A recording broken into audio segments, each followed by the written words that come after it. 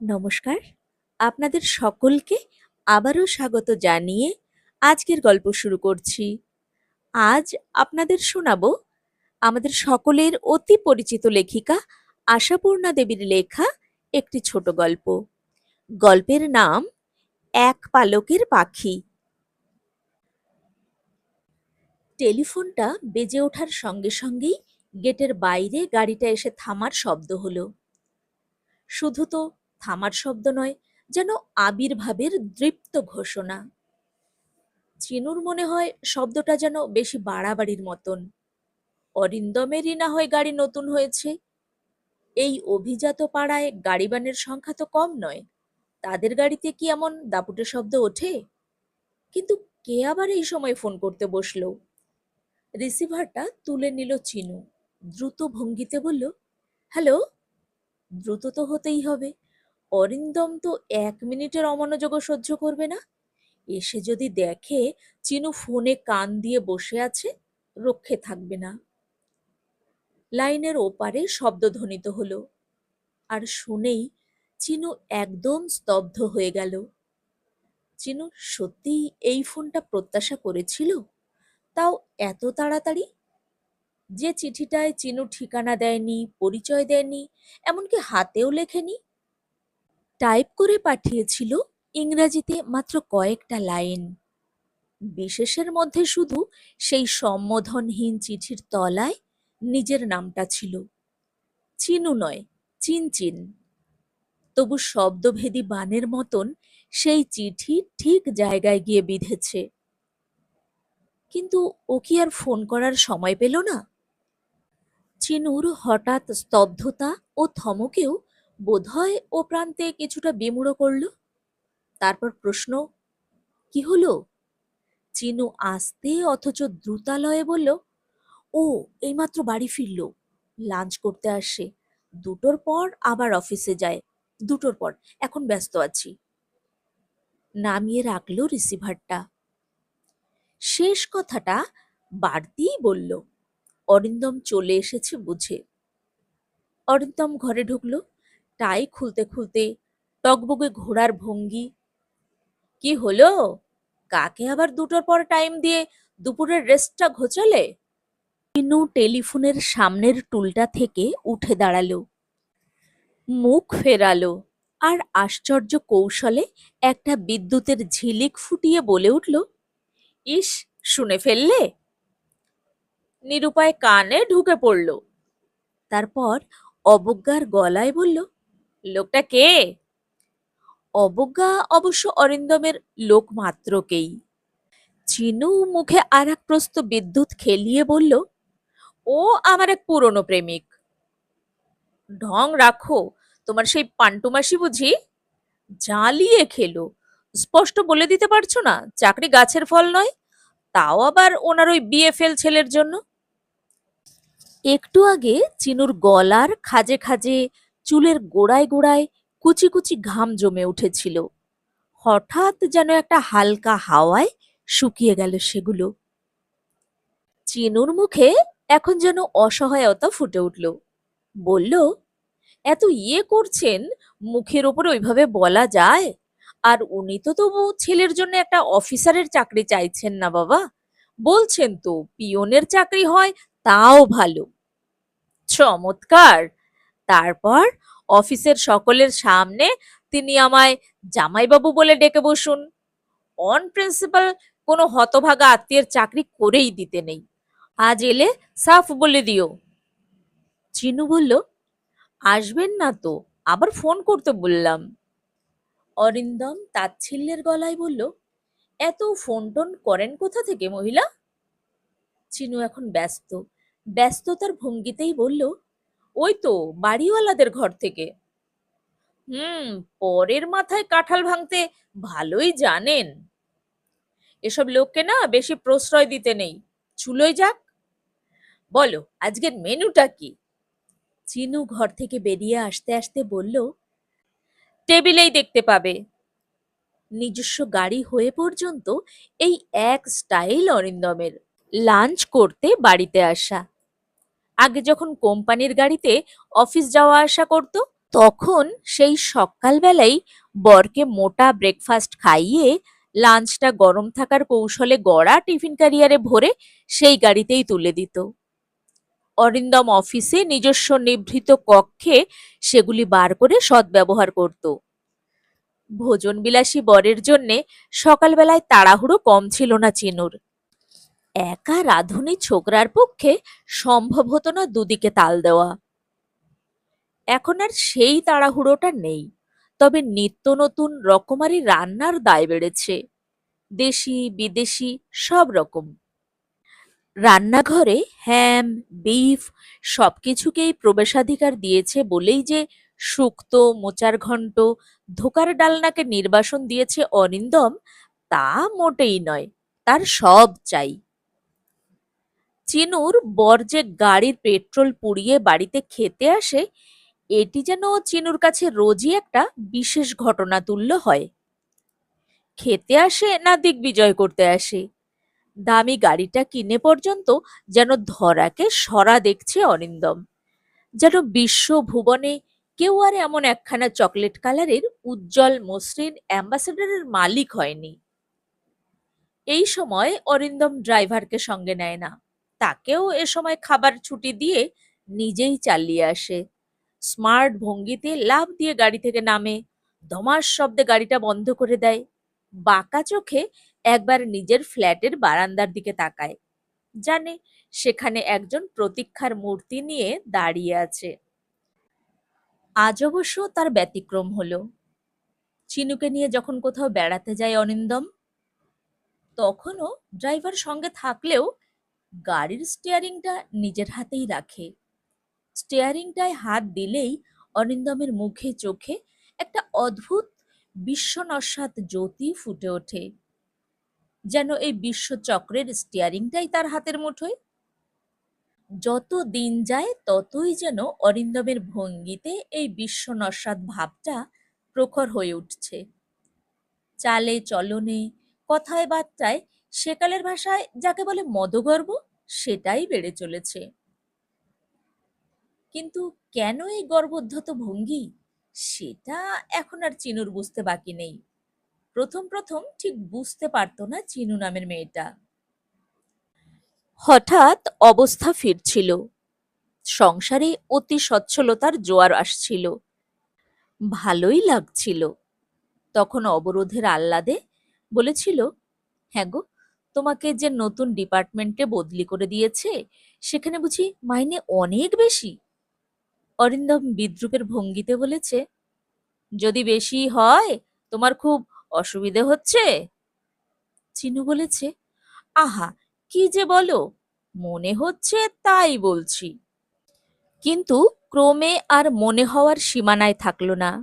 চিনু উত্তরোত্তর তার বরের পকেটের আর্থিক বিস্ফোরণ দেখে ভীত হতে থাকতো, বিচলিত হতে থাকলো। রোজ রোজ এই তাড়া তাড়া 100 টাকার নোট এনে লকার বোঝাই করছো, কি ইয়ে? অরিন্দম প্রথম দিন বলেছিল, সব কৈফিয়ত কি তোমায় দিতে হবে? চিনু শক্ত গলায় বলেছিল, আমি কিন্তু একটা বিপদের গন্ধ পাচ্ছি। আর সেই দিন অরিন্দম হা হা করে হেসে উঠেছিল। তোমার ঘ্রাণেন্দ্রিয়টি বেশ জোরালো দেখছি। আরে বাবা, ভয় পাবার কিছু নেই। এসব টাকা আমার এক বন্ধুর, একটা ব্যবসা ফেদে বসে বেশ লাভ করছে। অথচ তা তোমার কাছে কেন? দেশে রাজ্যে ব্যাংক নেই? আরে বাবা, কথাটা শেষ করতেই দাও। বলছি, অথচ ও এখনো সরকারি চাকুরে, নিজস্ব ব্যবসা করবার নিয়ম নেই। তাই তাই তোমার বেনামিতে? অসুবিধে কি? আমার তো আর সরকারি চাকরি নয়। কিন্তু ভাওতা দিয়ে কতদিন চালানো যায়? চিনু দেখছে বান্ডিল বান্ডিল নোট ব্যাংকের লকারে চালান করা হয়ে গেছে, তথাপি বাড়ির গোদরেজ লকার উপচে পড়ছে। অরিন্দম সেই সব কাগজপত্র আনছে বাড়িতে, যাতে কালো টাকা হাপিস করে সাদা করে নেওয়া যায়। সরকারি আইনের বদান্যতা, তিনি এক হাতে মারেন আর অপর হাতে ধরেন। তবে এখন আর প্রশ্ন করতে সাহস করে না চিনু, বরের ভয়ে নয়, অপমানের ভয়ে।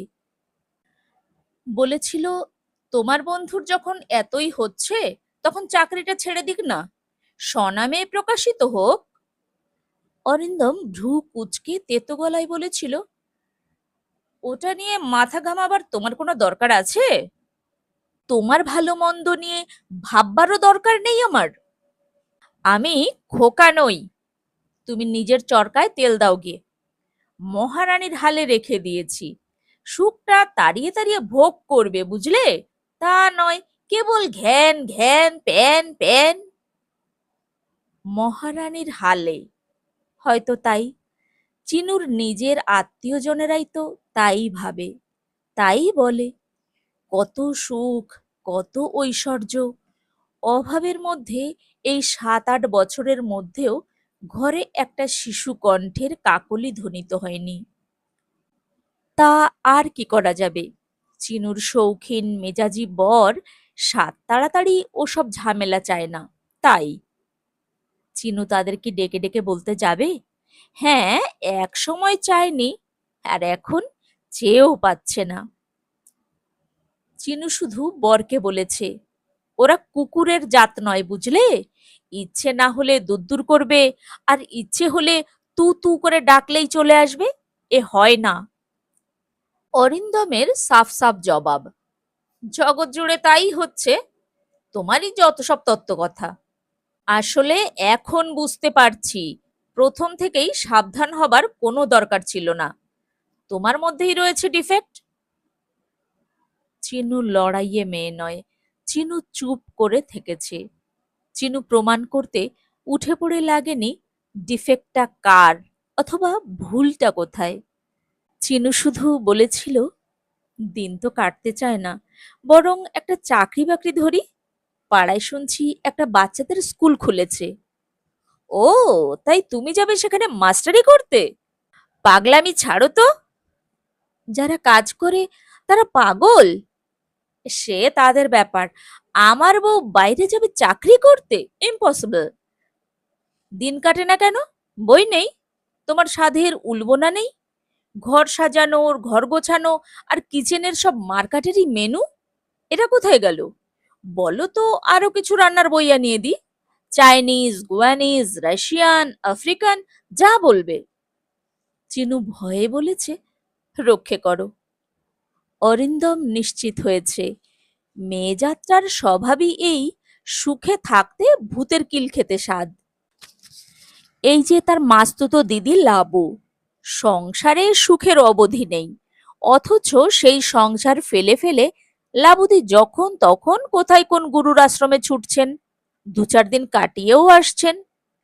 এটি হয়েছে জামাইবাবুর প্রশ্রয়েই। পয়লা রাত্রিরেই বেড়াল কাটতে হয়, বাঁশ পেকে গেলে আর নোয়ানো যায় না। অরিন্দম কিন্তু ভুল করেনি, করবেও না। আজ পাড়ার স্কুলে চাকরি করতে যেতে দিলে কাল রাইটার্স বিল্ডিং এ যেতে চাইবে কিনা কে জানে। সুন্দরী নারী, চেষ্টা করলে একখানা চাকরি বাগিয়ে ফেলা শক্ত নয়। সাবান ধোয়া হাতটা তোয়ালেতে মুছতে মুছতে অরিন্দম রাস্তার দিকের জালনার পর্দাটা একটু ভালো করে টেনে আড়াল করে নিচু গলায় বলল, খেতে যাবার আগে অ্যাটাচি থেকে ২টো প্যাকেট বার করে লকারে তুলে রেখে দাও। শোনা মাত্রই মুহূর্তে শক্ত হয়ে উঠল চিনু। শক্ত গলাতে ও বলল, আবার হচ্ছেটা কি তোমার? আরে বাবা, আরে আবার কি, জানো তো ব্যাপার, লোকটা একটা ব্যাংকের লকার জোগাড় করতে হন্যে হয়ে বেড়াচ্ছে, পাচ্ছে না, পেয়ে গেলে। চিনুর মাথার মধ্যে চড়াত করে উঠেছে। চিনু ফেটে পড়ে বলতে যাচ্ছিল, ওই ছেলে ভুলানো গল্পটা আর কতদিন চালাবে? কিন্তু ফেটে পড়ল না চিনু, সামলে নিল নিজেকে। না, ব্যস্ত হয়ে কাজ নেই, উচিত শিক্ষার ব্যবস্থা হচ্ছেই। চিনু সন্দেহের আওতার বাইরে থাকুক। চিনু তাই নিজেকে সামলে নিয়ে বলল, লোকটার কপালে না দুঃখ আছে। অরিন্দম হালকা গলায় বলল, লোকটা তা বলে বোকা নয়, ঠিকই ম্যানেজ করে ফেলবে, চাকরিটা ছেড়ে দিলেই তো আর আইনের আওতায় থাকবে না। তা ছেড়েই বা দিচ্ছে না কেন? আরে বাবা, যতদিন চালানো যায়। ও, তার মানে গাছেরও খাবে তলারও কুড়োবে? যা বলেছ, কারেক্ট। কে বলে চিনুরানির বুদ্ধি নেই? যাক, দয়া করে কারোর কাছে এসব গল্প করতে বসো না। কার কাছে আবার আমি গল্প করতে বসবো? বলল চিনু, আর মনে মনে একটি হিংস্র হাসি হাসল, যে হাসিটার মানে হচ্ছে, গল্প করতে দেব না, প্রত্যয় দর্শনের সুযোগ করিয়ে দেব। শিক্ষা হওয়া দরকার তোমার একটু, দরকার শাস্তির। তারপর মনে মনে ঈশ্বরের কাছে ক্ষমা প্রার্থনা করে বলল, ঠাকুর, ওর ভালোর জন্যেই, ওকে এভাবে ধ্বংসের পথে যেতে দেব না। ও একেবারে মাঝ নদীতে ভেসে গেলে ওকে টেনে তুলবার অবস্থা তো আর থাকবে না। ওকে একটা নাড়া দিতেই হবে, চেতনা এনে দিতে হবে, ভুল শোধরাবার সুযোগ দিতে হবে। খেতে বসে অরিন্দম আর একবার বলল, বান্ডিলগুলো তুলেছ তো? বাহ, তোমার সামনেই তো তুললাম। ও হ্যাঁ, চাবিটা কোথায় রাখো? কেন? বড় আলমারির লকারের মধ্যে, ব্যাংক লকারের চাবির সঙ্গে। আর কোথাও রাখতে হবে? না না, ঠিক আছে। এরপর কি করবে? দেওয়াল ভেঙে চেম্বার গাঁথবে? তুমি সব সময় এমন ভাবে কথা বলো যেন আমার বিরোধী পক্ষ। আমার ধারণা এই। মৌজ করে নানাবিধ পদ খেতে খেতে অরিন্দমের হঠাৎ মনে হলো, আজ যেন বউ তার প্রতি তেমন মনোযোগী নয়। বলল মুরগির পা চিবোতে চিবোতে, আজ কি হলো তোমার? কি হবে? না, কোনো কথার উত্তর দিচ্ছ না, খাচ্ছ না ভালো করে। ওই মাথাটা একটু ধরেছে। একটু নয়, অনেকটাই। মুখ দেখে বুঝতে পারছি। আবার আজই বেলা 2টোর পর কাকে যেন আসবার টাইম দিলে, বারণ করে দাও। আসতে বলিনি, ফোন করবে। তা সেটাও তো ডিস্টার্ব হওয়া। তুমি না পারো, আমি বারণ করছি। তুমি ওদের ফোন নম্বর জানো? কি আশ্চর্য, আমি কোথা থেকে জানবো? তুমি জানো না? না। চমৎকার, এখন উপায়? এখন আর কোনো উপায় নেই, শান্তভাবে বলল চিনু। তারপর তারপর যা করবার করলো। বরের খাওয়ার পর হাত মুছতে তোয়ালে এগিয়ে দিল, হাতে মশলা দিল, বারান্দায় চলে এসে বাচ্চাদের ভঙ্গিতে বরকে টাটাও করলো। আর তার পরপরই রাধুনী ছেলেটাকে ডেকে বলল, সুনীল, একবার তালতলায় যেতে পারবি? তালতলায় কেন? সেই যে আমার এক মাসি আছে না তালতলায়, পেন্টু মাসি বলি, তাদের একটু খোঁজ খবর নিয়ে আয়। অনেকদিন খবর পাইনি। বাস ভাড়া দিচ্ছি, গায়ে রোদ লাগিয়ে একটু ঘুরে আয় বাবা। খবর টবর জেনে নিস ভালো করে। ছেলেটা অবশ্য এসব কাজে এক পায়ে খাড়া। যাক, নিশ্চিন্ত, এক ঢিলে দুই পাখি মারা গেল। সুনীল চলে যেতেই হঠাৎ ভিতরে ভিতরে কেমন একটা অসহায়তা অনুভব করলো চিনু। তারপর ভাবল, ঠিকই করলাম। এখন শুধু ঘড়ি দেখা। না, 2টোর সময় কোনো অবাঞ্ছিত ফোন আসবে না। আসবে একজন আকাঙ্ক্ষিত মানুষ। লোকটা এলো কাটায় কাটায় 2টোয়। লিফটের সুবিধা আছে। উঠে এসেছে নাম নম্বর মিলিয়ে ফ্ল্যাটের দরজায়। দরজা খুলে দিয়েই চিনু যেন অবাক হয়ে গেল। এই 7-8 বছরেও লোকটার চেহারার এতটুকুন বদল হয়নি। তেমনই ঝকঝকে, তেমন স্মার্ট। 2 পা পিছিয়ে এসে বলল, খুব পাংচুয়াল তো। হুম, যাক, তোমার ওর লাঞ্চ সেরে ফিরে যাওয়া হয়েছে? হয়েছে। এসো, বসবে, এসো। ঘরে এলো, বসলো। চিনচিন। চিনু কিছু বলল না, শুধু তাকালো। হঠাৎ এমন জরুরি তলব কেন? জরুরি কথা? চিনু হাসবার চেষ্টা করল। শুধু তো লিখেছি একটু বিপদে পড়ে ডাকছি। সেটাই কি আমার কাছে দারুণ জরুরি নয়? চিনু শুধু আঁচল তুলে কপালের ঘাম মোছে, পাখার স্পিডটা বাড়িয়ে দেয়। তারপর বলে, আচ্ছা, একেবারেই বুঝতে পেরেছিলে? পারবো না? বাহ, আমি তো হাতের লেখাও খরচ করিনি।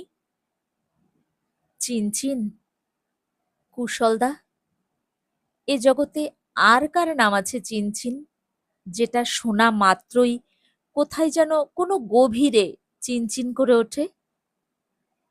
তারপর চারিদিক তাকিয়ে হঠাৎ একটু হেসে বলল, কিন্তু বিপদটা কি? দেখে শুনে তো বেশ সম্পদের চিহ্নই চোখে পড়ছে। চিনু গভীর দৃষ্টিতে তাকিয়ে বলল, সেটাই তো বিপদ। আচ্ছা কুশলদা, তুমি তো সরকারের আয়কর বিভাগে কাজ করো। আচমকা এহেন প্রশ্নে চমকে ওঠে কুশল। সাবধান করে দিতে চাই। ওহ, কুশল হাতটা সরিয়ে নিল। বলল, কিসে এত কালো টাকা করেছে তোমার বর? জানি না, আমায় তো ধাপ্পার উপরে রেখেছে। ঘুষ ছাড়া আর কি হবে? ঘুষই। এখন যে ডিপার্টমেন্টে আছে। কুশল কথার মাঝখানেই বলে ওঠে, জানি কোথায় আছে। এখনো তুমি আমার এত খবর রাখো কুশলদা? কুশল শুধু একটু হাসল। তারপর বলল, এখন বলো, আমি তোমার কোন কাজে লাগতে পারি? ওই তো বললাম, সত্যি বিপদে পড়ার আগে একটা ধাক্কায় ওকে শিক্ষা দিয়ে দাও। তোমায় তো ও চেনে না, তুমি একটা ফলস ওয়ারেন্ট বার করে এনে বাড়ি সার্চ করো, কালো টাকাদের বাড়ি ছাড়া করো। কুশল পকেট থেকে সিগারেট কেস বার করে, একটা সিগারেট নিয়ে লাইটারে জ্বালিয়ে নেয়।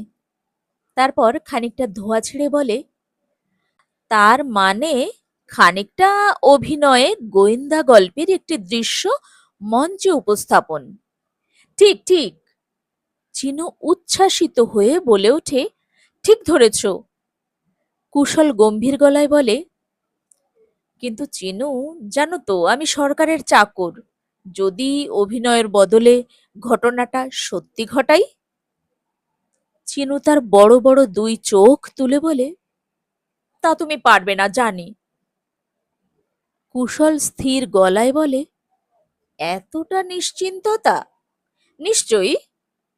তারপর বলে ওঠে, আচ্ছা, তুমি 2 মিনিট বসো, একটু চা করে আনি। এই না না, থাক, চায়ের দরকার নেই, তুমি বসো। অমূল্য এই সময়টুকু বাজে খরচ করবে কেন? চিনুর মুখটা আবার লাল হয়ে উঠল। বলল, আহা, অমূল্য না ছাই? কই, একবারও তো একটা ফোনও করো না। সাহসের অভাব। চিনু হঠাৎ হেসে ওঠে। বলে, চিরকাল একই রকম কথার প্যাচেই। যাক, তাহলে নাটকের একটি দৃশ্যে রাজি তো? কুশল সিগারেটটায় শেষ টান দিয়ে অ্যাস্ট্রে গুজে রেখে তাচ্ছিল্যের গলায় বলে, মশা মারতে কামান দাগা হবে না তো? কত টাকা করেছে তোমার বর? চিনুর মুখে একটি আত্মপ্রসাদের হাসি ফুটে ওঠে। গোড়ায় গোড়ায় গুনতে চেষ্টা করেছি, এখন আর করি না। তবে নেহাত বোধহয় মশা মারতে কামান দাগা হবে না। দাঁড়াও, দেখাচ্ছি। দোহাই তোমার কুশলদা, আমার জন্য একটু অভিনয় করো। এমন একটা দিন আর সময় বেছে নাও যাতে ও বাড়িতে থাকে। তারপর, ইহ, ভাবতে বেজায় মজা লাগছে, তুমি যখন জেরা করবে, কি মশাই, এসব টাকা কোথা থেকে এলো? তখন ওর মুখের চোখের অবস্থা কেমন হবে? আচ্ছা, নিজের চোখেই দেখে নাও। দেখো, এই বস্তা বস্তা টাকা তোমাদের আইনে পড়ে কিনা। তাছাড়া ব্যাংকের লকারের খোল উপচে গেছে, আরো একটা লকারের খোঁজে হন্যে হয়ে বেড়াচ্ছে। এসো, ও ঘরে আমার সঙ্গে এসো। চিনু উঠে গেল। চিনু রাজহংসীর ভঙ্গিতে চলে এলো শোবার ঘরে। যে চাবিটা তখন বড় আলমারিতে না রেখে ড্রয়ারে রেখেছিল, সেইটাই বার করে নিয়ে গডরেজের নতুন লকারটা খুলে ফেলল। সামনে থেকে সরে পাশে দাঁড়িয়ে বলল, কুশলদা দেখছো? হ্যাঁ, দেখছি বই কি। কুশল এখন তার আর একদা প্রিয়ার মুখের রেখা পাঠ করতে বসছে না। কুশল শুধু তার সামনে মেলে ধরা আলমারিটার খোলা কপাটের দিকে হাঁ করে তাকিয়ে দেখছে। Bundle bundle banknote. কি, গুনে ফেলতে পারবে? চিনু একটা কৌতুকের গলায় বলে, তুমি বরং সেই চেষ্টাই করো, আমি চা নিয়ে আসছি, দেখো নেহাত মশা কিনা। নু, কুশল ব্যগ্রভাবে বলে, তোমার কাজের লোক টোক কাউকে বলো না চায়ের কথা, তুমি কেন, তুমি থাকো। কাজের লোক? চিনু একটু রহস্যময় হেসে উঠে বলে, তাকে বাড়ি ছাড়া করেছি। আরে, কেন? বলো তো কেন? কাউকে সাক্ষী রাখতে চাও না, কেমন? বাহ, ধরেই তো ফেলেছ। আমি চাই না ও আমার দিকে একবারও সন্দেহের দৃষ্টিতে তাকাক। কুশলের চোখ এখনো বিস্ফারিত। কুশল চোখ দিয়েই বান্ডিল গুনবার চেষ্টা করছে। এখন বলল, চিনচিন। ওই নামটায় ডেকো না কুশলদা, আমারও ভেতরটা না চিনচিন করে ওঠে। নামটা নতুন করে মনে পড়িয়ে দিয়েছ তো তুমি। সে তো অভিজ্ঞান অঙ্গুরীয়। বসো। এই শুধু চা, তবে যদি... কি হলো, থামলে যে? না, বলছিলাম তবে যদি ঘরে কিছু থাকে দিতে পারো, আমার আবার শুধু চা খাওয়ার ডাক্তারের নিষেধ। কুশলদা, তুমি ভাবলে কি করে চায়ের সঙ্গে তুমি কি কি ভালোবাসো তা কি একেবারেই ভুলে গেছি? চিনু বলে গেলেও মুখে হাসির ঝিলিক ফুটিয়ে, আর কুশলের সামনে খোলা আলমারি রেখে। চিনুর মনের মধ্যে আহ্লাদের জোয়ার, তাক লাগিয়ে দেবে আজ কুশলকে। রাতের জন্য চপ বানাতে মাংসের পুর করা আছে, তা থেকে খানিকটা নিয়ে ডিমের পাটিসাপটা বানিয়ে ফেলে চায়ের সঙ্গে পরিবেশন করবে। 2 মিনিটেরই তো কাজ। গ্যাস স্টোভের একদিকে চায়ের জল চাপালো চিনু, আর অন্যদিকে ফ্রাই প্যান। চপ জিনিসটা ভারী প্রিয় ছিল কুশলের। এখন কি আর নেই? কোনো প্রিয় বস্তু কি তার প্রিয়ত্ব হারায়? প্লেটে খাবারটা দেখে কুশল কি অভিভূত বিস্ময়ে ডেকে উঠবে না, চিনচিন। সেইটি ভেবেই চিনুর মনের মধ্যেটা চিনচিন করে ওঠে। কিন্তু কুশল কি সেই অভিভূত আবেগের গলায় চিনচিন বলে ডেকে উঠেছিল? না, অন্তত সেটি শোনবার সুযোগ হলো না চিনুর জীবনে। চিনু 2 হাতে দুটো জিনিস নিয়ে ঘরে এসে ঢুকল। তারপর চিনুর হাত থেকে জিনিস দুটো পড়ে গেল। চিনুর ঘরের মেঝে পাতা দামি কার্পেটটা চা পড়ে ভিজে নষ্ট হয়ে গেল। পায়ের তলায় মাটি হারানো একটা অতুল স্পর্শ গভীর গহ্বরের মধ্যে ক্রমশ তলিয়ে যেতে লাগলো চিনু, একটা পাথরের পুতুলের মতন। চিনু কি বারান্দায় বেরিয়ে দেখতে যাবে? চিনু কি অ্যাটাচ বাথরুমটার দরজায় কান পেতে শুনতে চেষ্টা করবে ভিতরে জলের শব্দ হচ্ছে কিনা বুঝতে? নাকি চিনু চেঁচিয়ে চেঁচিয়ে ডাকবে, কুশলদা, কুশলদা, চা এনেছি, কোথায় গেলে হঠাৎ? না, এসব কেন করতে যাবে চিনু? চিনুর বরের নতুন কেনা গদরেজ লকারটা একটা ভয়ঙ্কর শূন্যতার হাঁ নিয়ে দাঁড়িয়ে, সব কিছু থেকে চিনুকে নিবৃত করতে। অদ্ভুত একটা ভাবশূন্য দৃষ্টিতে বোকার মতন তাকিয়ে থাকে চিনু। কতক্ষণ কে জানে? কয়েক মিনিট না কয়েক যুগ? চিনুর পায়ের কাছে ডাই করে পড়ে রয়েছে, এগুলো কি? চিনুর একরাশ শাড়ি জামা না? এখানে কোথা থেকে এলো এগুলো? পাশের ঘরে একটা সুটকেসের মধ্যে ছিল না? চিন্তাহীন, চেতনাহীন, বুঝিবা অস্তিত্বহীন একটা অদ্ভুত অবস্থার মধ্যে দাঁড়িয়েই থাকে চিনু, বোধ শক্তি হারিয়ে। কিন্তু কুশল নামের সেই লোকটাকে কি খুব দোষ দেওয়া যায়? সে তো অনেকখানি আশা নিয়েই ছুটে এসেছিল। ভেবেছিল চিনু বলে উঠবে, কুশলদা, আর পারছি না, আমায় বাঁচাও। বোকা চিনু তা বলেনি, বলেছে, কুশলদা, ওকে বাঁচাও। তার মানে চিনু তার মৃত ভালোবাসাকে ভাঙিয়ে খেতে চেয়েছে। তবে কি দায় কুশলের একটি মরে যাওয়া ভালোবাসার ভস্ম শেষের বিনিময়ে মুঠোয় এসে পড়া অগাধ অর্থ ছেড়ে দিয়ে এসে সেই বাঁচানোটা বাঁচাতে? চিনুও মারা পড়বে। উপায় কি? বোকারা মারাই পড়ে। স্বেচ্ছায় যখন আপন মৃত্যুবানটা তুলে দিয়েছে অন্যের হাতে। এতক্ষণ আপনারা শুনছিলেন আশাপূর্ণা দেবীর লেখা ছোট গল্প এক পালকের পাখি। আপনারা ইতিপূর্বে বিভিন্ন গল্প শুনে আপনাদের গুরুত্বপূর্ণ মতামত জানিয়েছেন। আমি এতে ভীষণভাবে অভিভূত। আপনাদের এই গুরুত্বপূর্ণ মতামতগুলো আমাকে পরবর্তী কাজের জন্য অনেক উৎসাহ যোগায়। তাই আপনাদের কাছে আবারও অনুরোধ করছি, গল্পটি কেমন লাগলো জানাতে একেবারেই ভুলবেন না। ভালো লেগে থাকলে বন্ধুদের সঙ্গে শেয়ার করবেন, লাইক দেবেন। আর আমার চ্যানেলটি যদি এখনো সাবস্ক্রাইব করে না থাকেন, এ ধরনের আরো অনেক গল্প শুনতে চ্যানেলটিকে অবশ্যই সাবস্ক্রাইব করবেন। সবাই খুব ভালো থাকুন আর আমার পরের গল্পের জন্য অপেক্ষা করার অনুরোধ রইল।